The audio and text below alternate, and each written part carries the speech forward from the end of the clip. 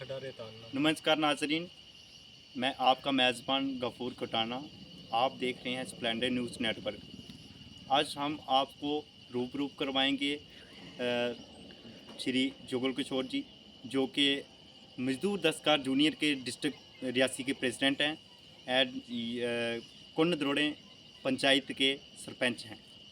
ये एक जाना माना चेहरा है। आज हम आपकी मुलाकात करवाएंगे इनके साथ। इनसे जानेंगे हम क्या क्या मज़दूरों के बारे में। आज इनसे ही हम जानेंगे। स्वागत है प्रेसिडेंट साहब आपका स्प्लेंडर न्यूज़ नेटवर्क। आपका भी बहुत बहुत स्वागत है। आप हमारे यहाँ पे आए और आज मज़दूरों के बारे में आप जो पूछना चाहते हैं, मैं भी आपका बहुत बहुत शुक्रिया करता हूँ सरकार न्यूज़ का। प्रेसिडेंट साहब, मैं आपसे जानूंगा कि जैसे लॉकडाउन चलते हुए ये कोविड-19 वगैरह चल रहा था, उसमें आपके डिस्ट्रिक्ट रियासी के मज़दूरों को क्या क्या दिक्कतें आई हैं और क्या क्या सरकार की तरफ से उनको सरकार की तरफ से मिला है और क्या क्या कितनी मुश्किलों का उन्होंने सामना करना पड़ा और उसके बारे में आपसे जानेंगे। देखिए गफूर जी, जैसे कि लॉकडाउन में बहुत सारी परेशानियाँ आई हैं। मज़दूर लोग थे, उनका कामकाज बंद हो गया था। सबसे ज़्यादा चलो कोई गांव शाँव में छोटा मोटा काम चल रहा था, लेकिन मायने की वजह से जो रेत बजरी नहीं आता था तो वो बेचारे कहीं भी दिहाड़ी नहीं लगा सकते थे। और मज़दूर एक ऐसी चीज़ है कि वो सुबह दिहाड़ी लगाएगा और शाम को उसका चूल्हा जलता है। सबसे ज़्यादा मुश्किलात जो आई है वो मज़दूरों को ही आई है।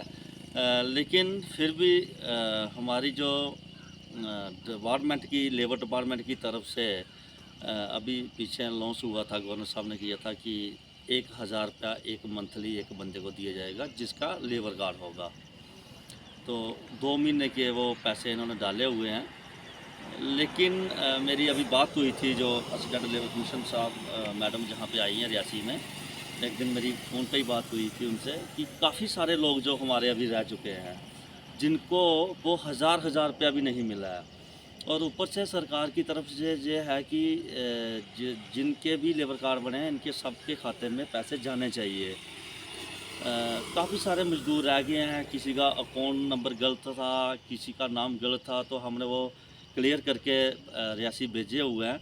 लेकिन मैं अभी भी मैडम जी से अपील करूँगा कि अभी भी हमारे काफ़ी सारे बंदे रह गए हैं। जहाँ तो कटरा में आप कैंप लगवाइए, ब्लॉक पैंथल में कैंप लगाइए, रियासी में कैंप लगाइए कि जहाँ जहाँ भी जो लोग रह गए हैं उनके खाते में पैसे आने चाहिए। और एक चीज़ मैं ये बताना चाहूँगा कि जो पिछले साल का स्कॉलरशिप के पैसे थे, वो काफ़ी सारे लोग अभी रह गए हैं। 4 दिन के बाद पैसे ख़त्म हो गए थे, मेरी बात हुई थी तो बोलते हैं हमने पैसे मंगवा दिए हैं। देखिए पिछले साल के पैसे हैं और अभी दोबारा नवंबर आने वाला है, तो अभी तक उनको पैसे नहीं मिले हैं, तो वो कैसे बच्चे पढ़ाएँगे? उनको बच्चे पढ़ाने के लिए जो पैसे होते हैं, तो वो कैसे पढ़ाएँगे, कैसे फ़ीस देंगे? अब जो बच्चे प्राइवेट स्कूलों में पढ़ रहे हैं, किसी ने फ़ीस तो छोड़ी नहीं है, सारे स्कूलों में फ़ीस ले ही गई है। तो वो बहुत सारी मुश्किलातें ऐसी आई हैं कि बेचारे मज़दूर बहुत परेशान हैं।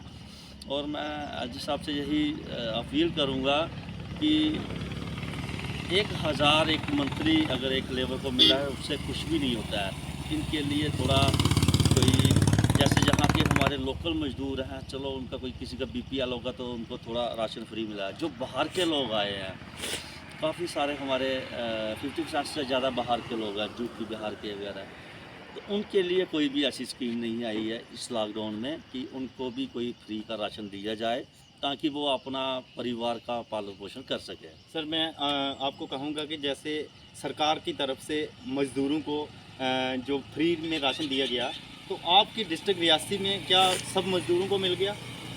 नहीं, ये पिछले लॉकडाउन में ऐसा था, जो बाहर के मज़दूर थे उनको राशन दिया गया था, लेकिन उसमें भी काफ़ी परेशानियाँ आई हैं। कई लोग रह गए, कोई डबल ले गया, तो जो बेचारे शरीफ लोग होते हैं वो वहाँ तक पहुँचे ही नहीं हैं। तो उसमें इस बार जो लॉकडाउन हुआ इसमें जो बाहर के हमारे मज़दूर हैं इनको किसी को भी राशन नहीं मिला है। ये खुद ही बेचारों ने अपना गुजारा किया है, जैसे कैसे करके इधर उधर छुप छप के दिहाड़ी शिहाड़ी लगाई है, तो अपना ही सिस्टम चलाया उन्होंने। कोई सरकार की तरफ से और कोई मदद नहीं हुई है। प्रेसिडेंट साहब, मैं आपसे जानूंगा, अगर कहीं तो कहीं देखा जाए चाहे आप राशन की बात करेंगे, चाहे किसी भी तरह से बात करेंगे, सबसे आगे जब भी देखो तो मज़दूर पीछे होता है। जैसे बीपीएल राशन कार्ड, कुछ मज़दूर हमें ऐसे देखे हैं कि जो बीपीएल को फॉलो करते हैं, लेकिन उनका अभी तक कहीं तो कहीं देखा जाए उनका बीपीएल भी नहीं है। उसके बारे में आप क्या कहोगे? देखिए, अगर इस चीज़ को देखा जाए तो अगर बीपीएल की पूरी तरीके से वेरिफिकेशन हो जाए तो मेरे हिसाब से जो मज़दूर हैं, काफ़ी मज़दूर अभी बचे हैं जो गरीब लोग हैं जिनके पास रहने के लिए मकान नहीं है, उनका बीपीएल नहीं बना हुआ है। मेरी एडी साहब से बात हुई थी 2-4 दिन पहले। मैंने कहा सर आप गाँव-गाँव में कैंप लगाइए। जो डिज़र्व करता है, जिसका गलत बना है उसको उसी समय काटो और दूसरे गरीब को दो।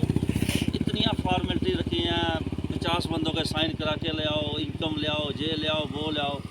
अगर मौके पे जाया जाए, एक टीम बनाई जाए, अगर वो टीम मौके पे जाए तो उसका घर की हालत देख के ही पता चल जाता है कि ये बीपीएल के लायक है या नहीं है।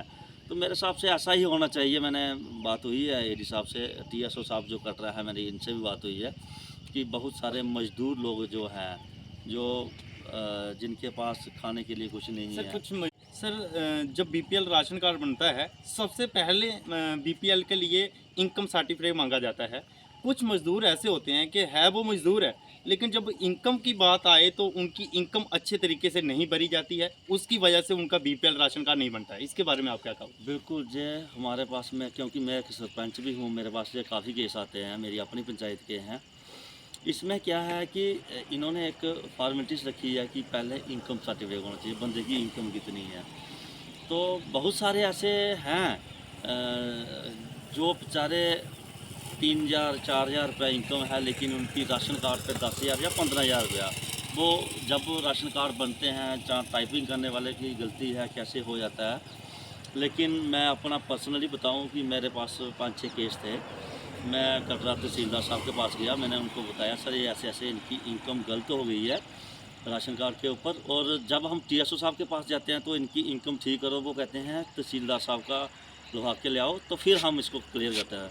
तो मेरे 5-7 केस थे, मैं तहसीलदार साहब के पास खुद गया, तो मैंने बोला सर इनकी ये कंडीशन है। मैं उनके घर के फ़ोटो भी खींच के ले गया था और मौके पे तहसीलदार साहब ने उनका इनकम कम की, बोलते जो जायज़ हैं वो उन्होंने काम करवाई और उनके बीपीएल बनाए गए हैं।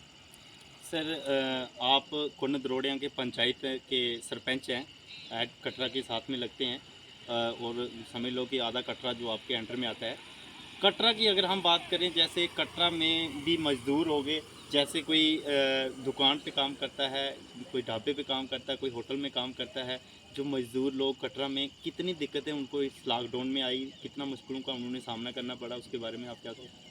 देखिए, कटरा एक ऐसा स्टेशन है, माता रानी की बदौलत ये चलता है। कटरा से 15 किलोमीटर जितनी भी दूरी है और वो सारे कटरा के ऊपर ही डिपेंड है। जब जहाँ कटरा में यात्रा नहीं चलती है तो वो सारे बेरोज़गार हो जाते हैं।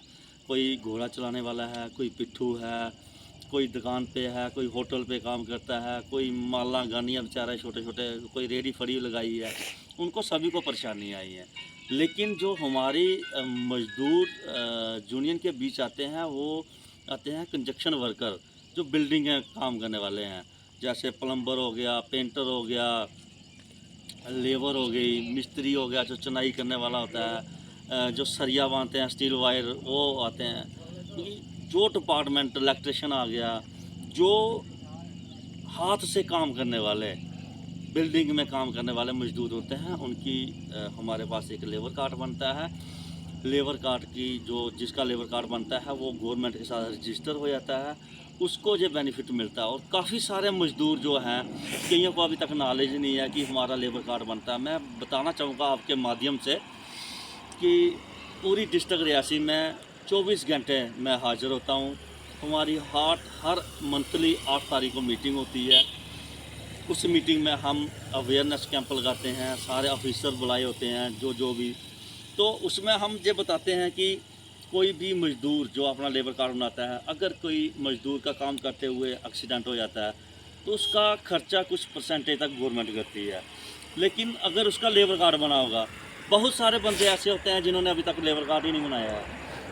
अभी हमारी जो स्कीम चल रही है कि हम हर स्कूल में जाके, जैसे ये अभी कोविड का परेशानी चल रही है, जैसे कोविड थोड़ा ठीक होता है तो हम हर स्कूल में जाके कैंप लगाएंगे कि जो बच्चे हैं, ताकि जो मज़दूर हैं वो बेचारे अनपढ़ होते हैं, उनको इतनी समझ नहीं होती है, जो बच्चे उनके आगे पढ़ रहे हैं हम उनको जाके बताएं कि आपके जो फादर पेरेंट्स हैं अगर वो लेबर कार्ड बनाएं तो उनको क्या क्या बेनिफिट होता है। दो बच्चे चाहे सरकारी स्कूल में पढ़ रहे हों चाहे वो प्राइवेट स्कूल में पढ़ रहे हो, उनको स्कॉलरशिप मिलता है बच्चों की पढ़ाई के लिए। अगर काम करते करते उस बंदे को चोट लग जाती है तो उसको जितना भी उसका खर्चा होता है, कुछ परसेंटेज तक 1 लाख तक होता है शायद ये, तो वो उसको बिल जो उसको उधर देना पड़ते हैं, वो उसको पैसे वहाँ से मिलते हैं।